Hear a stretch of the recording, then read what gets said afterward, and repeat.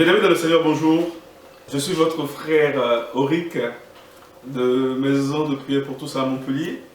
Donc oui, c'est vrai, ça fait longtemps que vous avez eu des vidéos, mais c'était juste un silence. On n'était plus sur les réseaux sociaux, mais le Seigneur ne s'est jamais arrêté. On a continué le combat, on a continué à vivre ce pourquoi on a été créé, à savoir louer le Seigneur, adorer Dieu, répandre la bonne nouvelle. Et je suis vraiment heureux de savoir que sur Montpellier, il y a toujours des frères et des sœurs, de toute façon avec qui nous nous réunissons, qui ont l'amour de notre roi, de notre Dieu. J'aimerais vraiment rendre grâce à Dieu pour cette journée, que son nom soit loué, que son nom soit sanctifié, et que la puissance de son Esprit Saint soit avec nous. On ne peut pas rester sans dire un mot, parce que voilà, le contexte actuel en Europe et dans le monde entier nous oblige de donner un petit mot sur le coronavirus, et en particulier en France où nous vivons actuellement le confinement. Donc voilà, le but de ma vidéo, c'est vraiment encourager les frères et les sœurs avec qui nous sommes en prière, mais aussi avoir un petit mot pour ceux qui ne connaissent pas Christ, parce que voilà, les enjeux sont là, nous sommes dans les temps de la fin. Et si vous me le permettez, voilà, j'ai prononcé le mot, les temps de la fin, comme nous l'avons vu sur plusieurs semaines nous autres, avec le livre de Matthieu 24, on s'est rendu compte qu'il y a beaucoup de personnes qui tombent dans la distraction, qui sont là et qui sont en train d'étudier les temps de la fin, qui guettent les temps, et qui passent leur journée, qui passent leurs études à étudier les temps, si ces temps sont bibliques ou pas bibliques, c'est Dieu qui a dit, c'est pas Dieu qui a dit. Et voilà, je voudrais partager mon point de vue avec vous, et ça je tiens vraiment à le souligner. C'est vraiment une perte de temps de vouloir savoir si le coronavirus fait partie des temps de la fin ou pas. Il suffit juste de prendre la Bible, il y a plusieurs fléaux. Même quand on est dans l'Apocalypse, on nous parle des sonnets, des trompettes, on nous parle des fléaux. Mes amis, Dieu nous demande de racheter le temps. D'accord? Rachetons le temps, parce qu'on n'a pas beaucoup de temps. Il faut racheter le temps et passons à l'essentiel. Le plus important, ce n'est pas d'étudier les signes de la fin des temps. Souvenez-vous que quand ils ont demandé, les disciples ont demandé au Seigneur, quand est-ce que cela viendra, lui-même il a dit qu'il ne sait pas ni l'heure ni le jour, et qu'il n'y a que le Père qui connaît l'heure et le jour. Donc je ne comprends pas pourquoi vous vous obstinez à aller fouiller dans les informations, à chercher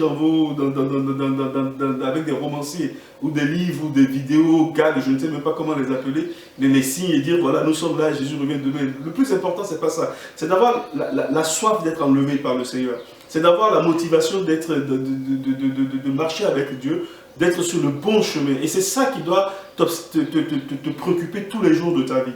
Vous savez, les apôtres vivaient chaque instant, chaque jour, comme si c'était le dernier de leur vie. Ils étaient persuadés que l'enlèvement allait se produire à la seconde d'après. Vous voyez? Et quand tu vis comme ça, tu n'es pas là pour étudier les signes de la fin. Et si je me permets de vous le dire aujourd'hui, c'est parce que je tiens à ce qu'on puisse vraiment ne point passer à côté de l'essentiel. Regardez un peu dans Matthieu 24. Je vais prendre Matthieu 24 à partir du verset 2, même à partir du verset 3 directement. La Bible nous dit qu'il s'assit sur la montagne des Oliviers et les disciples vinrent en particulier lui poser cette question. Dis-nous, quand cela arrivera-t-il et quel sera le signe de ton avènement et de la fin du monde? Jésus leur répondit, prenez garde que personne ne vous séduise. Vous voyez, que personne ne vous séduise. Car plusieurs viendront sous mon nom, disant c'est moi qui suis le Christ, et ils se diront beaucoup de gens. Nous le vivons ça déjà. Il y a par exemple le Bénin, je me répète souvent, mais oui c'est comme ça. On a une personne qui s'appelle de Panama qui se dit qu'elle est Dieu le Père. Voilà. Donc vous entendez parler de guerre et de bruit de guerre. De guerre et de bruit de guerre. Comme une fois, le président Trump n'a pas menacé de frapper un pays quelconque, l'Irak ou l'Iran, c'est des bruits de guerre. Et on connaît des nations même où les nations sont dans la guerre. Mais Dieu va nous donner quelque chose. Il va nous dire que notre cœur ne se trouble pas. Il a dit, gardez-vous d'être troublés. D'accord? Gardez-vous d'être troublés. En ces moments où il y aura des bruits de guerre, en ces moments où il y aura même des pandémies, où des nations se retourneront contre d'autres nations. Nous sommes au verset 7. Une nation se lèvera contre une autre nation, un royaume contre un royaume. Il y aura en divers lieux des famines et des tremblements de terre. Et regardez ce que la Bible dit au verset 8, il va nous dire, tout cela ne sera que le commencement des douleurs. Vous voyez, vous étudiez ces signes-là pour savoir si c'est la fin des temps, mais Dieu nous dit que ce ne sera que le commencement des douleurs. Vous voyez, il compare cela à une femme enceinte qui se prépare à mettre au monde un enfant.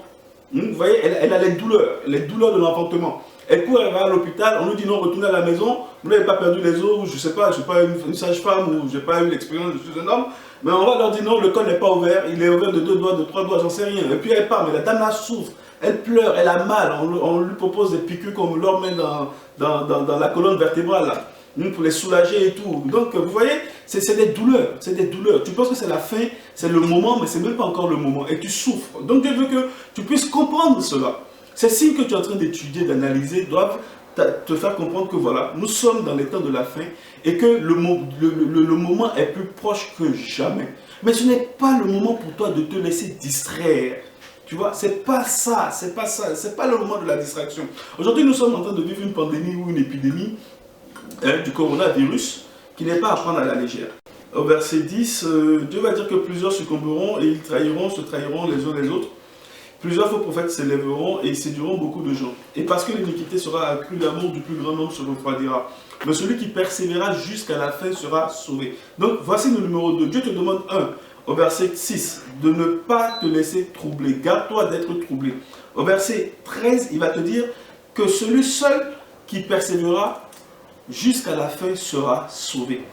Et voici maintenant la partie qui m'importe le plus. Cette bonne nouvelle du royaume sera prêchée dans le monde entier pour servir de témoignage à toutes les nations. Cette bonne nouvelle du royaume sera prêchée dans le monde entier pour servir de témoignage à toutes les nations. Alors viendra la fin. Tu vois, il dit, tu as la quête des signes des temps de la fin, mais Dieu va te donner un seul signe. Il va te dire que ce n'est que lorsque la bonne nouvelle du royaume sera prêchée dans toutes les nations, ce n'est qu'alors que viendra la fin. Alors que fais-tu pour participer à ce signe? Ce signe visible, tangible qu'il t'a donné, auquel tu es appelé à participer.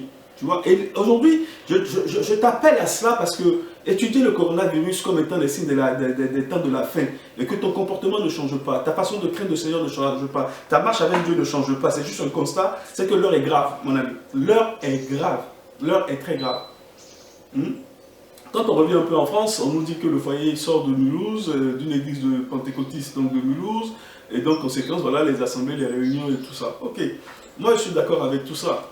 Mais ce que j'aimerais que tu puisses noter, c'est que c'est temps de la fin dans laquelle nous sommes, il faut que nous puissions servir au but de Dieu, ce à quoi tu as été créé, servir à la gloire de Dieu. Et servir à la gloire de Dieu, c'est que tout ce que tu fais, tout ce que tu penses, tout ce que tu veux, doit être pour glorifier ton Seigneur.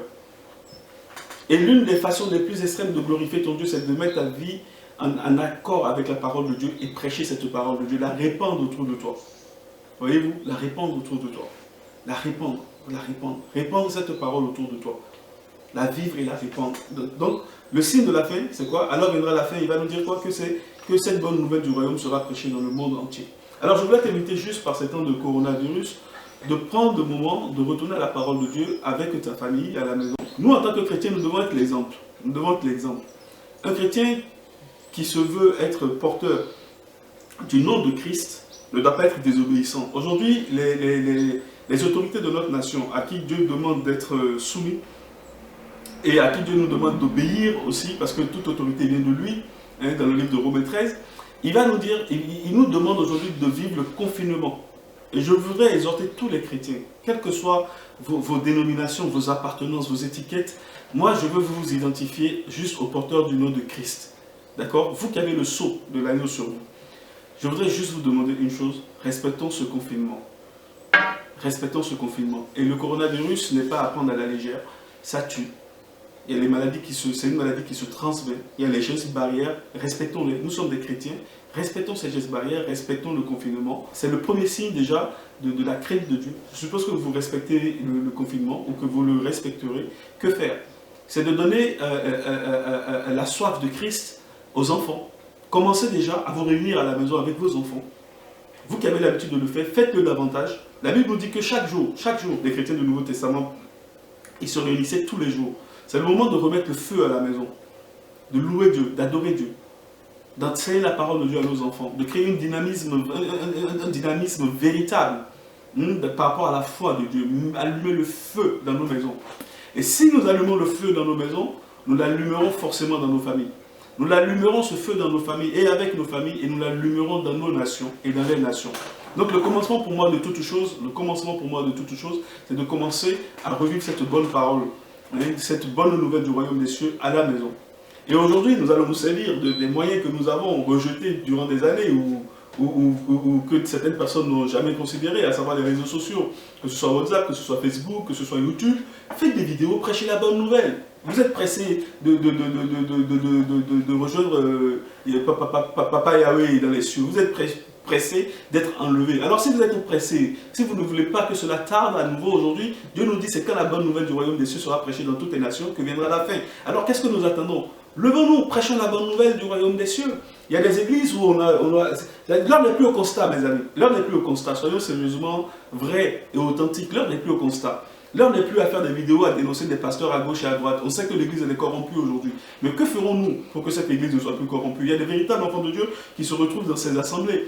Et ces enfants de Dieu ont besoin, mes amis, d'être exposés à la bonne nouvelle du royaume des cieux. Alors c'est de notre responsabilité de prêcher la bonne nouvelle du royaume des cieux. Ne vous dites pas que Internet est dans toutes les nations, ne vous dites pas que aucune nation n'a entendu parler de Jésus-Christ. Si la bonne nouvelle du royaume des cieux n'est pas prêchée dans tout le monde entier, la fin ne viendra pas. Ça veut dire que c'est de notre responsabilité de continuer à prêcher, à répandre la bonne nouvelle du royaume des cieux dans toutes les nations. Dans toutes les nations. Cela veut dire par tous les moyens. Peu importe, Internet ou pas Internet, qui est démissionnaire ou pas démissionnaire, c'est pas ça le problème. Déjà, commençons à la plus petite échelle. Réunissons-nous dans nos maisons et prêchons la parole de Dieu. Filmons nos prêches et diffusons-les sur les réseaux sociaux, diffusons-les sur Internet. Commençons déjà simplement par là. Et ensuite, maintenant, mon conseil vraiment, c'est que toutes ces personnes qui ont été victimes du coronavirus, nous sommes de tout cœur avec eux dans cette blessure, ceux qui ont perdu des personnes très proches, chrétiens ou pas chrétiens, païens ou chrétiens. Nous vivons vraiment avec beaucoup de tristesse ces pertes en vies humaines. Nous sommes de tout cœur avec vous, nous prions pour vous. Nous prions que cette occasion de perte d'une personne très chère soit le moment pour vous que votre cœur soit vivement touché par le Saint-Esprit. N'endurcissez pas votre cœur. Écoutez la voix du Seigneur qui vous appelle à la repentance, qui vous appelle à revenir vers lui. Que cette occasion qui est douloureuse, qui est très difficile, soit vraiment le moment pour vous de revenir à Dieu. Dieu a quelque chose à vous dire. Dieu a la capacité de guérir cette blessure-là que vous êtes en train de vivre en ce moment même. Revenez à Dieu. Pour vous qui êtes malade, ce n'est pas encore la fin. Dieu est capable d'apporter un miracle même dans le lit d'hôpital. Dieu est capable encore de vous toucher. Dieu est capable de vous guérir, mes amis. Je vous en supplie, ce n'est pas le moment du désespoir, c'est le moment de l'espérance. Si tu es païen et que tu tombes sur cette vidéo, il y a de l'espérance encore. Le Dieu du salut est à ta portée. Il a de si belles promesses que nous, aujourd'hui, nous tenons ferme sur ces promesses-là.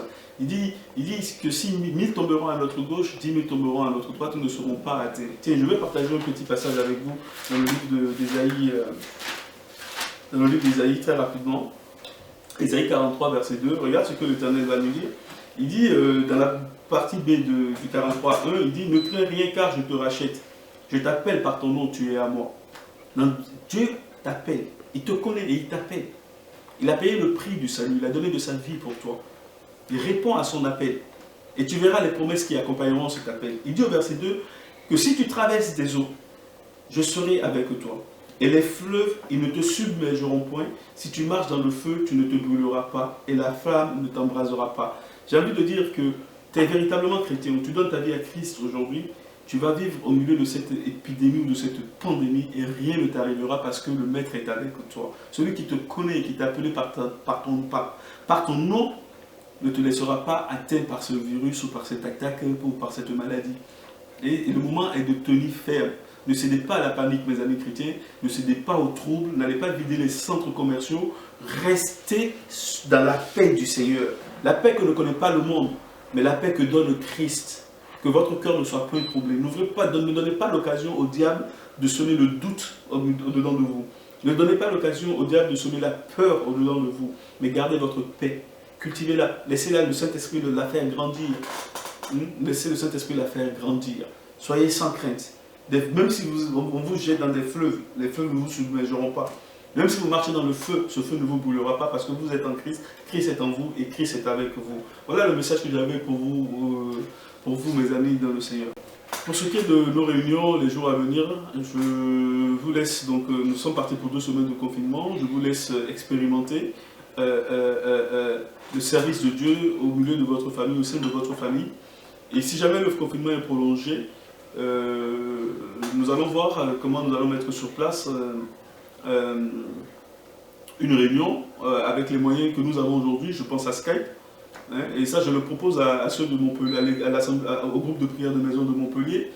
D'autres aussi peuvent s'inspirer de cela. Il y a des réseaux sociaux comme Skype. Vous ouvrez un compte et puis vous appelez tout le monde. Puis en visio, vous faites une communion. Ne cédez pas non plus encore au piège de l'ennemi qui est de diviser, les chrétiens. Dieu veut qu'il y ait une communion fraternelle. Vous avez des amis Facebook virtuels, vous avez des amis sur les réseaux, vous ne les connaissez même pas. Mais aujourd'hui, vous connaissez. Vous pouvez vous réunir. Tiens, vous pouvez vous réunir, oui, vous appelez, vous faites une réunion. Il y a des gens qui ont besoin de cette réunion-là, des gens qui sont faibles dans le Seigneur, qui ont besoin d'entendre la louange de son frère, l'adoration, d'entendre Dieu parler au travers d'une réunion. Donc ne cédez pas à la panique, continuez les réunions. Mais pas physiquement, attention, pas physiquement. Pas physiquement. Soyons des exemples. Ne sortez plus, n'allez plus église de maison, église je ne sais pas où, dans les temples et tout ça, non. Vous pouvez rester à la maison et organiser vos réunions de prière par des vidéoconférences ou par des visioconférences. Aujourd'hui, nous sommes équipés, nous avons les moyens de le faire.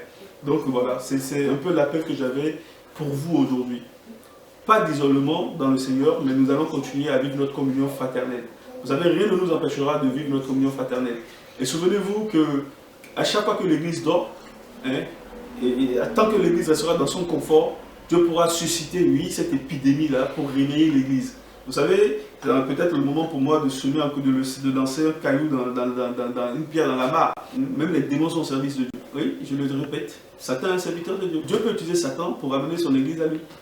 Souvenez-vous dans le livre de Roi, quand Dieu voulait envoyer quelqu'un, il y a un esprit de mensonge qui s'est présenté, il a dit envoie-moi. Qu'est-ce que Dieu a fait?